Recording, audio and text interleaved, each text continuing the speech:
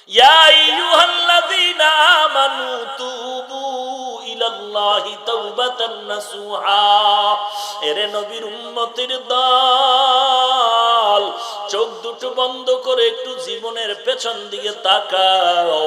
আমাকে মানুষ কত সম্মান করে চেয়ারে বসাইছেন, কিন্তু জীবনের গুনাহের দিকে যদি তাকাই মনে হয় যেন আমার মতো জাহান্নামী আর কেউ নাই।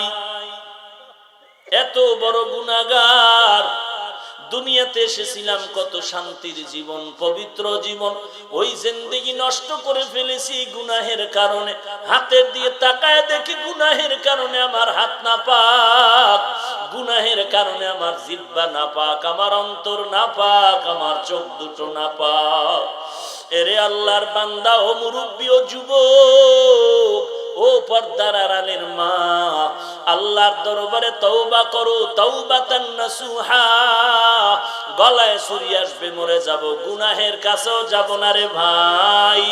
ওই জাহান্নামের একটা সেকেন্ডের আযাব সহ্য করার শক্তি কারো নাই। সাহাবায়ে কেরাম এত দামি, এত ইলমওয়ালা, এত আমলওয়ালা, এরপরও এত কষ্ট জিন্দেগিতে করেছে। কত কষ্টের বিনিময়ে তারা ঈমান থেকে পেছনে যান নাই। এরে নবীর আশিক উম্মতের দল, আল্লাহ তাআলা মুসা নবীর যুগে একটা ঘটনা ঘটায় দিলেন। এক যুবক এত বড় গুনাহগার, এমন কোন গুনাহ নাই করে নাই। এলাকার মানুষ মিটিং করলো, এই যুবকের আর এলাকায় রাখা যাবে না, এর হাতে পায়ে রশি লাগায় জঙ্গলে ফেলে দাও, মা বাবার সাক্ষী নাও। মা বাবাও তার আর মায়া করতে পারবে না। মা বাবায় দস্তখত দিয়া মিটিং করে সন্তানের হাতে পায়ে রশি লাগাইয়া জঙ্গলের মধ্যে ফেলে দিয়ে সবাই চলে আসলো। কিছুদিন পরে আল্লাহ তাআলা মুসা নবীর কাছে ওহী নাজিল করলেন আর বললেন, ও পয়গম্বর মুসা, অমুক জঙ্গলের কিনারায় যাও, আমার একজন প্রিয় বান্দা ওলিয়ে কামেল, ওই বান্দার জানাজা দাফন কমপ্লিট করে আসো। মুসা নবী আল্লাহর ওহী পাওয়ার পর লোকজন নিয়ে জঙ্গলে চলে গেলেন। আল্লাহর ইশারা পাইয়া গিয়া দেখে ওই সেই যুবক, যেই যুবকের আমরা সন্ত্রাসী আর গুনাহগার বলে, অপরাধী বলে তাড়ায়া দিলাম হাতে পায়ে রশি লাগায়া, ওই যুবকের লাশ পড়ে আছে। মুসা নবী আশ্চর্য হয়ে গেলেন। আল্লাহর অর্ডার, জানাজা পড়াইলেন, দাফন শেষ করে আল্লাহর কাছে বললেন, আল্লাহ, এলাকার সবাই যাকে সন্ত্রাসী বলে তাড়ায়া দিল, আপনি বললেন সে নাকি আপনার প্রিয় বান্দা, তা বুঝলাম না, কিভাবে হলো? আল্লাহ বলেন, ওরে মুসা, তুমি কি জানো না আমি আল্লাহর একটা নাম রহমান, আমি আল্লাহর একটা নাম গফফার। ওই বান্দাটাকে যখন জঙ্গলায় ফেলে চলে গেছো, ওই বান্দা ডানে বামে কাউকে না পায়া চোখের পানি ছেড়ে কান্না শুরু করলো। আর আমি আল্লাহকে ডেকে ডেকে বলেছি, ওরে মালিক, আমার মাও নাই, বাবাও নাই, কেউ নাই, সবাই আমাকে জঙ্গলে ঠেলে ফেলে দিল। ও আল্লাহ, তুমি আমাকে ফালায়া দিও না। জীবনে শয়তানের ধোকায় পড়ে, নফসের ধোকায় পড়ে যত গুনাহ করেছি, আজ আমি তোমার দরজায় ফিরতে চাই, মাফ করে দাও। আর গুনাহ নিয়ে কবরে যেতে চাই না। বান্দা যখন আমাকে বিনয়ের সাথে ডাক দিল, আমি আল্লাহর মায়ার সাগরে জোশ এসে গেল। আমি আল্লাহ বান্দার চোখের পানি দেখলে বড় মায়ার নজরে তাকাইতে বাধ্য হই। ওই বান্দার জীবনের সব গুনাহগুলো মাফ করে দিলাম। এর এলাকার মুসলমান, জিন্দেগির কোনো সীমানা নাই। এখানে বসছেন, ঘর পর্যন্ত যাওয়ার কোনো গ্যারান্টি নাই। আল্লাহর কাছে তওবা করেন। ঘুমের ঘরেও তো কত মানুষের মরণ হয়ে যায়। সেদিন এক জায়গায় গিয়া শুনি কান্নার আওয়াজ। বয়ানে আসার পথে একদল যুবক রাস্তায় অ্যাক্সিডেন্ট হয়ে একদল যুবক মরে গেল। আবার এক জায়গায় কান্নার আওয়াজ, মোনাজাতের পর বাড়ি যাওয়ার পথে রাস্তায় অ্যাক্সিডেন্ট হয়ে একদল মারা গেল। যত লাশের খবর পাই সব যুবকের লাশ। আল্লাহর কাছে তওবা করে নাও যুবক। তোমার আমার মতো যুবক চাকরি করে, ব্যবসা করে, শ্রমিকের কাজ করে, কৃষি কাজ করে, RAB, army, police, BDR, school, college, ভার্সিটির ছাত্র ভাই আছে, ব্যবসা করে, লেখাপড়া করে, এক বেলার নামাজও বাদ দেয় না, আছে না নাই? তুমি আমি কেন পারবো না? এরে বৃদ্ধ বাবাজি, মনে কি চায় না একজন আলেমের মা বাবা হয়ে কবরে যাবেন? আপনি মরণের পরে আপনার সন্তান জানাজার ইমামতি করবে। এর থেকে মা বাবার আর পাওনা কি আছে? আল্লাহর দরবারে তওবা করেন, আর জীবনে গুনাহ করব না, নামাজ ছাড়বো না, বেপরদায় চলবো না। জীবনে যত অন্যায় করেছি তওবার দরজায় ফিরে আসলাম। রে আল্লাহ, আমি তো তোমার নবীর আদরের উম্মত, নফসের ধোকায় পড়ে গুনাহ করেছি, মাফ করে দাও। জীবনে আর নবীর সুন্নতের বিপরীত চলবো না, নামাজ ছাড়বো না, বেপরদায় চলবো না, মা বাবার কলিজায় আঘাত দিব না। রে আল্লাহ, হে যুবক, ওই মা বাবার চোখের পানি ফেলো না রে যুবক রে, সাবধান। জীবনটা সফলতার মানদণ্ডে যদি নিতে চাও, দোয়া ছাড়া আগাইতে পারবা না। ওই সেদিন উত্তরবঙ্গে গেলাম, জায়গার নাম বলবো না, কান্নার আওয়াজ, এক বাবার জীবনের কাহিনীর কান্নার আওয়াজ। সন্ধ্যাবেলা ছেলে আইসা কয়, আব্বা আমাকে 10,000 টাকা দাও। বাবায় বলে দিব না, কারণ বাবায় জানে টাকা দিলে এখন নেশা পান করবে। যখন বলে দিব না, সন্তান নিজের রাগ কন্ট্রোল করতে না পেরে বাবার উপরে হামলা শুরু করলো, মাইর শুরু করলো। এমন ভাবে মারতেছে, বাবা রক্তাক্ত হয়ে জমিনে পড়ে গেল, রক্ত বের হয়ে জমিনটা লাল। মা ভেতর থেকে সে সন্তানের পা জড়ায় কান্না করে, বাবা আর তোর বাবারে তুই কষ্ট দিস না, তোর বাবা মরে যাবে, মারিস না। সন্তান মাকে ধাক্কা দিয়া রাগে বাবাকে মেরে দরজা খুলে হুন্ডা নিয়ে বের হয়ে চলে গেল। মা কান্না করে, তোরা কে কোথায় আছো? আয়, আমার ঘরের মুরব্বীকে একটু ডাক্তারের কাছে নেওয়ার ব্যবস্থা করো। মা কান্না করে, আল্লাহ আমার সন্তান যে অন্যায় করলো, হয়তো তুমি হেদায়েত দিয়ে ফিরায় দাও, না হয় আমার চোখের থেকে আড়াল করে দাও। মা কান্না করে দরজা আটকায় দিছে, সন্তান আসলে আর দরজা খোলা হবে না। কিন্তু আল্লাহর কি কুদরত, ছেলেটা হুন্ডা চালায় যায়, রাস্তার পাশে দেখে এক আল্লাহর ওলি কোরআনের বয়ান করে, মা বাবার মহব্বত। এমন বয়ান শুরু হয়ে গেল, ছেলেটা হুন্ডা ব্রেক করে দাঁড়ায়া বয়ানের আকর্ষণে ছেলেটার চোখ বেয়ে পানি বের হয়ে গেল।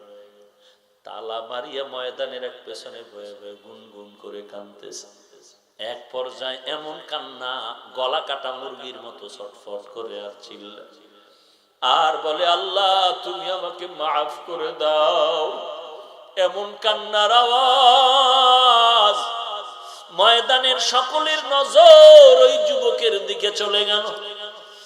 আল্লাহর ওলি মুনাজাত দিয়েছে, যুবকটা এমন পাগলের মতো দৌড়ায় আল্লাহর ওলির কাছে এসে পা জড়ায় কান্না করে আর বলে, হুজুর আমার মতো খারাপ আর কেউ নাই, আমাকে আল্লাহ মাফ করবে না, আমাকে একটু দোয়া করে তওবা করায় দেয়।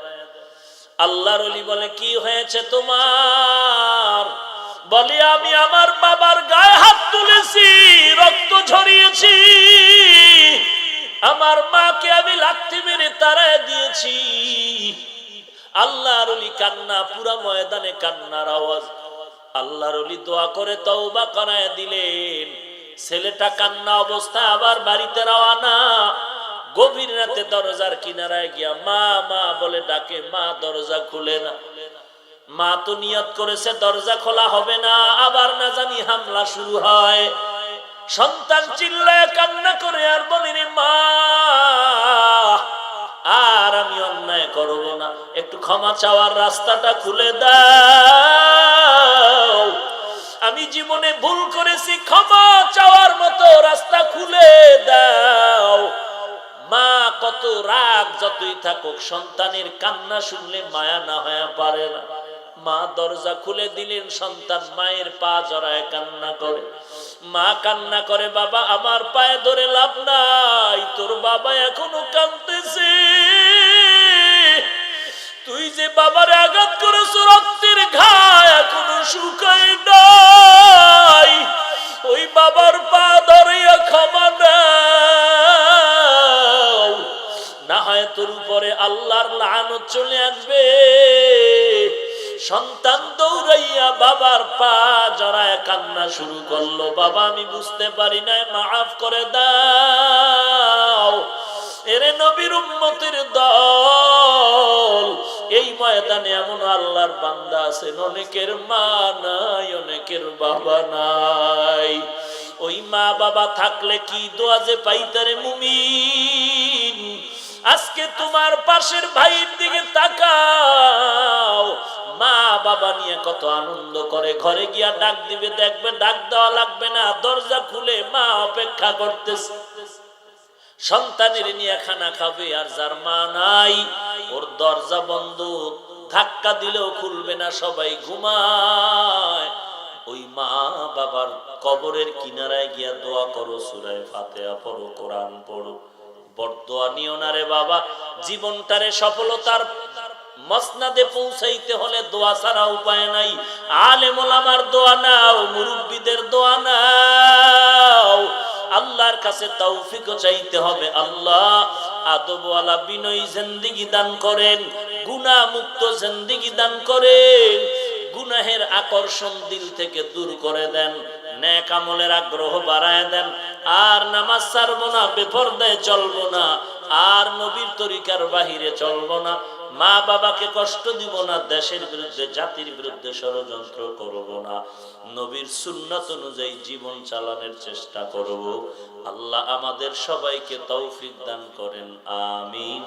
আলহামদুলিল্লাহি রাব্বিল আলামিন, والصلاة والسلام على سيد الأنبياء والمرسلين وعلى آله وأصحابه أجمعين يا أرحم الراحمين يا أرحم الراحمين يا أرحم الراحمين رب ارحمهما كما ربياني صغيرا।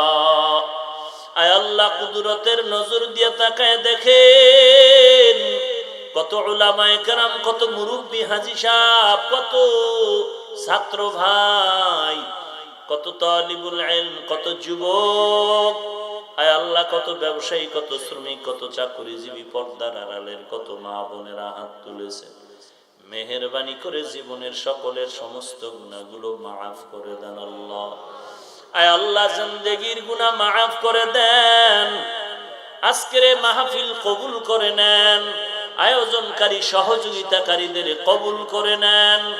আয় আল্লাহ, যারা দান সদকা করেছেন কবুল করে নেন, মাদ্রাসা কবুল করে নেন, এলাকাবাসীকে কবুল করে নেন।